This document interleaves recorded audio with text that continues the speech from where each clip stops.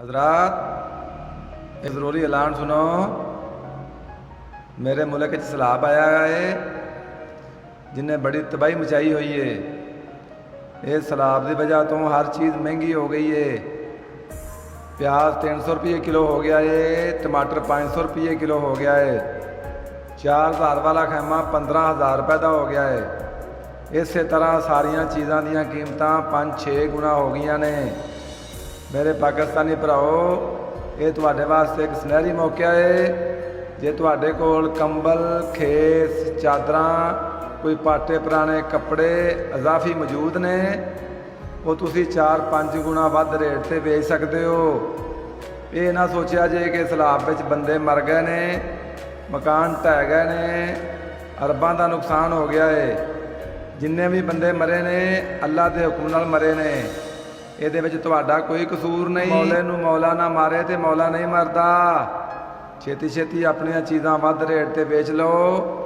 वो ना होवे अंग्रेज़ काफर बाहरों चोखा समान घल दवे तो फिर तुहाडा समान विके ही ना।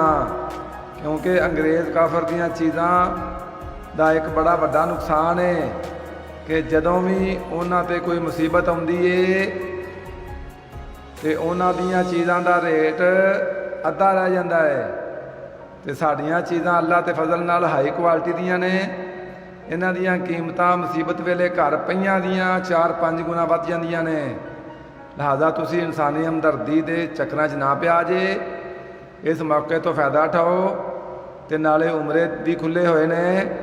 इस कमाई नाल तुसी उमरा भी कर सकते हो। ये सैलाब रोज़ रोज़ जे आउणा, फिर साल बाद मौका मिलना जे। हो सकता है उदों तक जिंदगी रवे ना रवे। पहले भी साढ़े पाकिस्तानी भरावां ने बड़ा फायदा उठाया सी।